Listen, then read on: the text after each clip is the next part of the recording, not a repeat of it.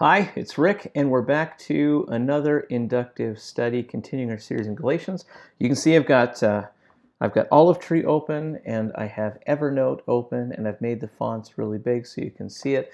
We're going from chapter 4, verse 8 to verse 20, and here we go inductively. Let's read together. Chapter 4, verse 8. Formerly, when you did not know God, speaking about the Gentile believers, formerly beforehand, before you became a Christian, when you didn't know God, you were slaves to who? To those who by nature are not God's. But now that you know God, or rather are known by God, I love that it's not just, I've put my faith in Jesus, I believe in Jesus, but more than that, God knows who I am. Not only have I received His Spirit, which is wonderful, but God knows me more deeply now, and He's my Father, so He knows me in a different way now. How is it that you're turning back to those weak and miserable forces? Do you wish to be enslaved by them all over again? You are observing special days, special months, and seasons of the year. I fear for you that somehow I have wasted my efforts on you. So the Galatians are turning back to what they knew, to different things they knew. So I think here Paul's probably referring to what the Judaizers are doing and bringing them into a form of Judaism that just doesn't work, which is obeying parts of the law. I plead with you, brothers and sisters, become like me, for I became like you. You did me no wrong. As you know, it was because of an illness that I first preached the gospel to you. And even though my illness was a trial to you, you did not treat me with contempt or scorn. Very hospitable people. Very good. Very hospitable people. And maybe it's their hospitality that might be doing them harm here, because they're so hospitable. Not only did they receive Paul, but they're also receiving the Judaizers. Hospitality without discernment can get us in trouble. God, where then is your blessing of me now? I can testify that if you could have done so, you would have torn out your eyes and given them to me. Have I now become your enemy by telling you the truth? Those people are zealous to win you over, but not for good, but for no good. What they want is to alienate you from us. And speaking of the Judaizers, so that you may have zeal for them. So the Judaizers are trying to trying to win sheep. They're trying to grow their church. They're trying to grow their pockets because they'll probably say, "Give me all your money," that kind of stuff. And it's fine to be zealous, provided the purpose is good, and to be so always, not just when I am with you. My dear children, for whom I am again in the pains of childbirth until Christ is formed in you, how I wish I could be with you now and change my tone because I'm perplexed. No kidding. I mean, I understand that you pour heart and soul into a church, and I've done this. I've poured heart and soul to a church, heart and soul into a group, just to see those people walk away from the faith to anything else, to some kind of cult, some kind of alternative religion, I guess is what it's called now. I don't know. And or just they just go off and back into their old lifestyle. I'm like, oh, dude, what's going on? Girl, what's going on? I invested so much into you. We as a community, as a church, invested so much, and now you're just giving it all up. I'm perplexed. I understand what Paul says. He's perplexed. Okay, let's go back to verse 8. What did I hear? Let's make some observations. Observations. So Paul is reminding the Galatians of what they used to be. They used to be slaves to things that were not God. And then what's happening is Paul asked, "Do you want to be enslaved again?" Because they're going back to things that they were doing before they came to Christ, and now they're becoming enslaved all over again, doing things that didn't lead to the reception of the Spirit, which was the gospel. Paul reminds them that they were so hospitable that when he first got there, he was sick, and they took care of him like he was an angel, and they listened to his message and received the message of the gospel. And now they're treating Paul like an enemy, and it seems the reason they're treating Paul like an enemy is their hospitality. Their hospitality is killing them because they're not showing any discernment with their hospitality. They're allowing their new guests to lead them away from Jesus. They're zealous. There are some people in this world who are very zealous to tear us away from God, to tear us away from Christianity. We see it in the news today, man. They want to alienate us from God and pastors. Pretty much, they want bigger sheep pens. It's all about their ego. It's all about what they get. It's all only about this life, not eternity. Paul is absolutely perplexed. How could someone give up the gospel for such foolishness? And how could somebody not see this through this? So, what does it mean? Um, First, there seems to be a strong warning against who to show hospitality to. They were hospitable to Paul, and they were very receptive to the gospel at the time. However, they are now being hospitable to those opposed to the gospel and are being led away from Jesus. Hospitality without discernment, not just or loyalty to Christ, will lead us astray. Hospitality is good. You know what hospitality is? Hospitality, the definition is to be a lover of strangers. That's hospitality. To be a lover of strangers. That's always good. To love strangers is always good.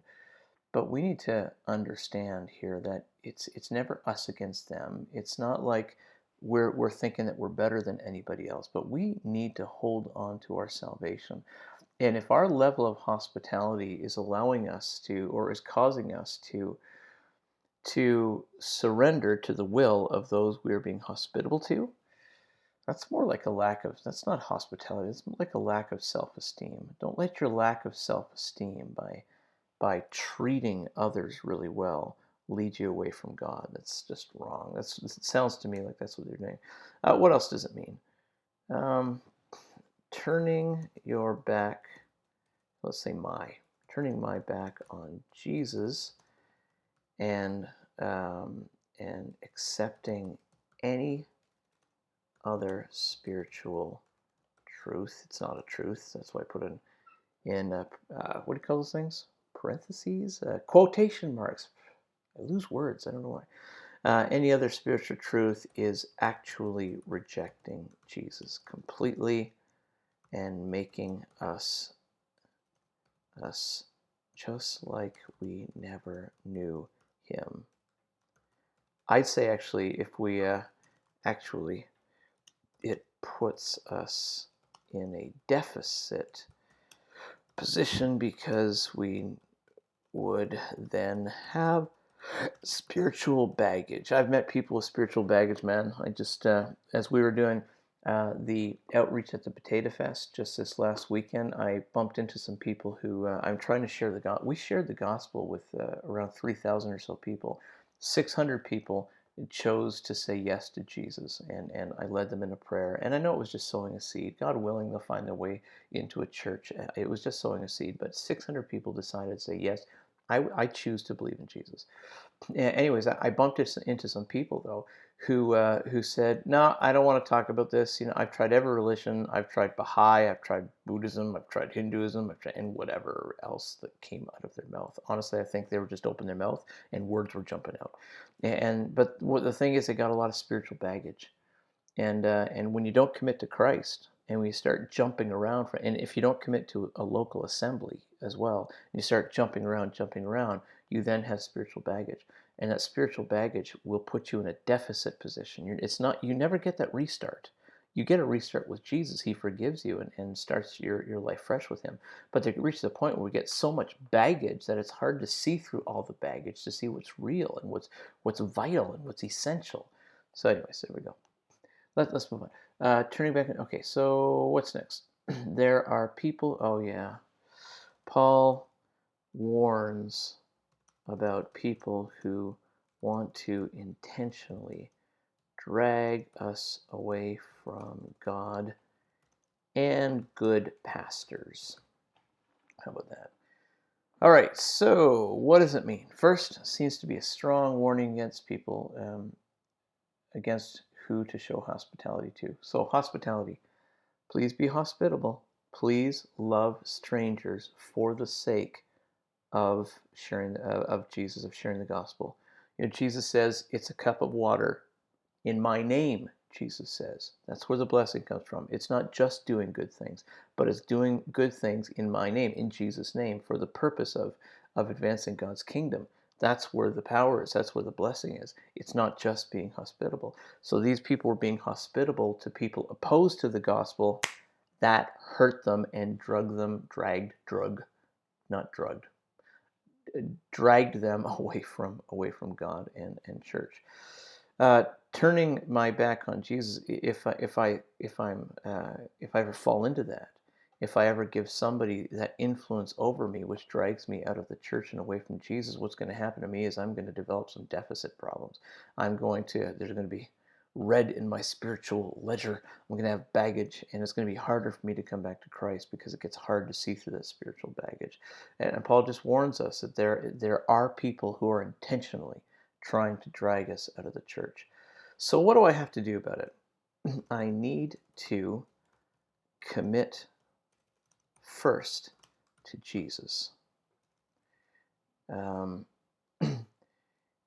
All of the help I give to people needs to be in the name of Jesus, not in the name of a lack of self-esteem. I can never, maybe this is another point.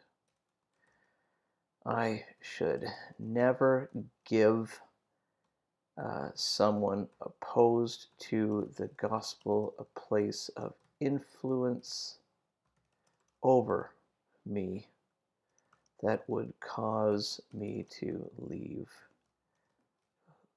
the, I can't spell today, leave the faith. What else? I need to stick to a local church for an extended period of time and avoid hopping around. The more spiritual baggage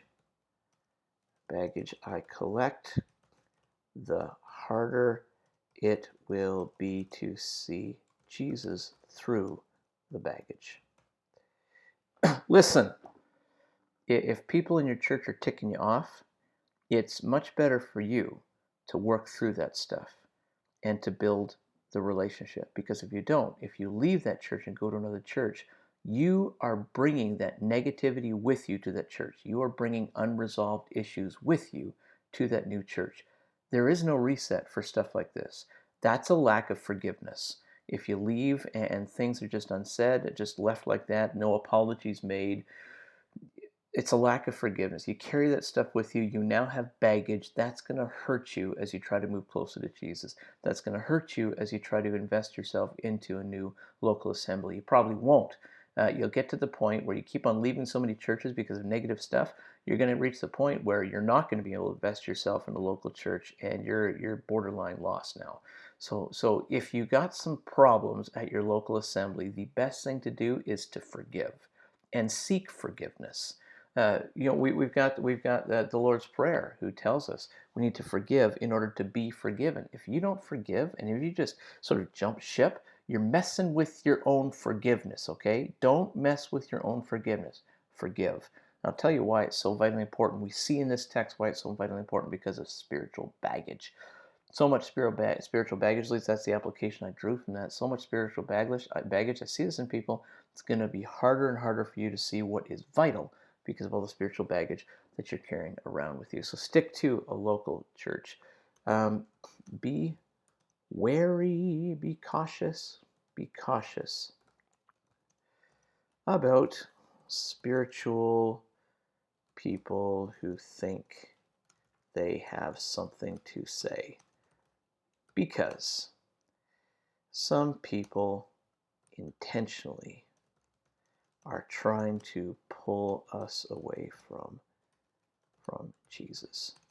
So be slow to shake hands and form bonds with people until you know. Shake hands, I pulled that from a text and I don't remember what that is. With people until you know their true intentions. All right, so summary. Let's see if I can summarize that.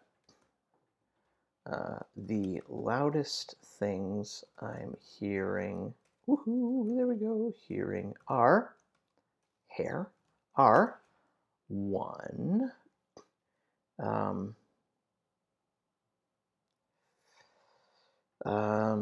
commit to Jesus as my first influence. 2,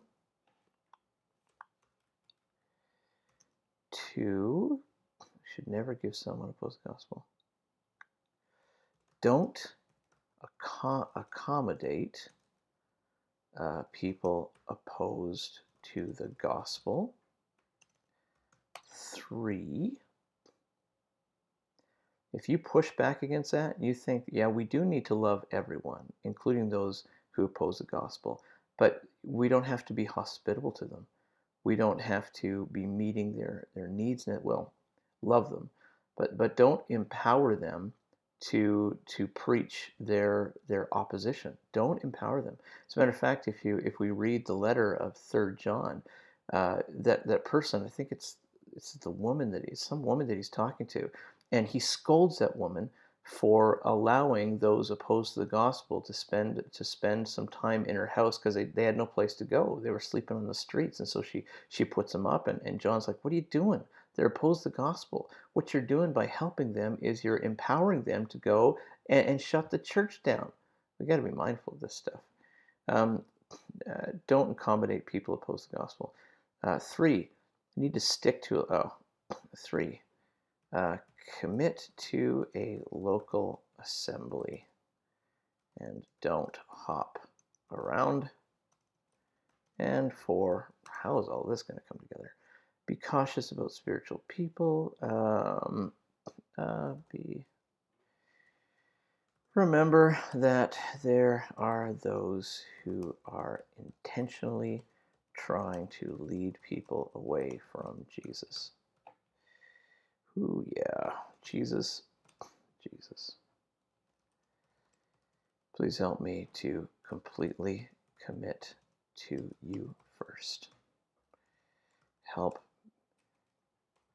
me to allow that commitment to shape all of my relationships. Please help me not accommodate people who oppose the gospel. Help me still love them, but never empower them. Please help me to commit to the relationships with the believers around me, instead of hopping churches. And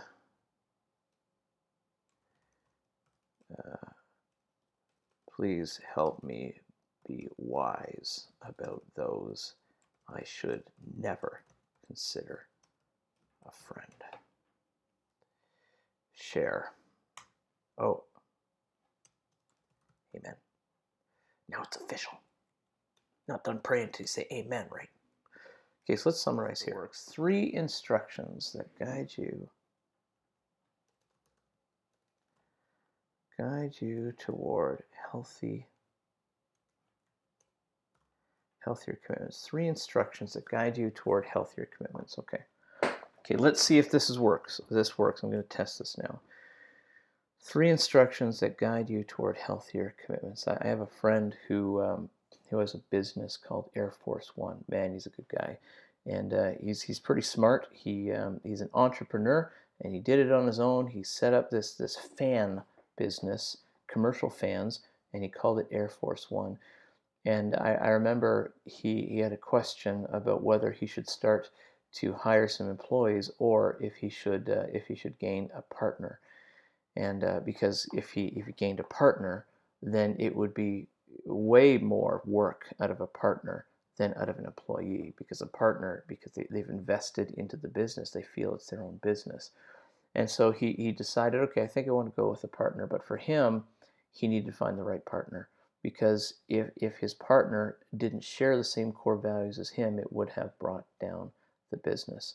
So he was really looking for somebody who was just as committed uh, as he was to seeing the business grow.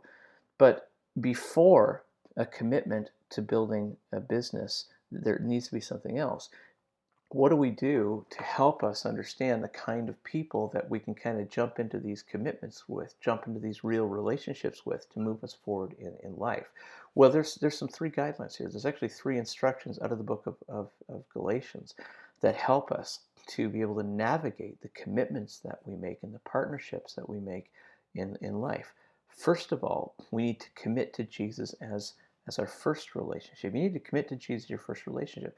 If you're looking for a spouse, if you're looking for a great friend, if you're looking for a movie-going partner, if you're looking for a riding buddy because you got a bike, what kind of person do you commit to? Well, first of all, you need to commit to Jesus first.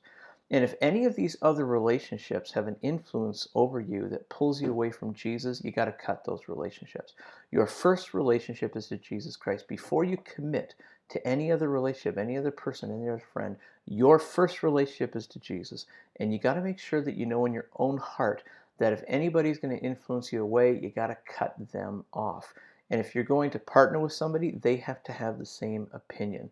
Here's another instruction that guides you towards healthier commitments. Don't commit to those opposed to the gospel. Like it should be a no-brainer, duh, but it's true. We cannot accommodate those who are opposed to the gospel because we're empowering them to beat us up. We're empowering them to pull us away from the church. Don't do it. It's one thing to be hospitable. It's one thing to be a lover of strangers, but it's another thing to have such a lack of self-worth that we would empower people to beat us up. Don't do that. Don't empower those who are opposed to the gospel. If you're jumping into a commitment with someone who opposes the gospel, you're just in for a heartbreak.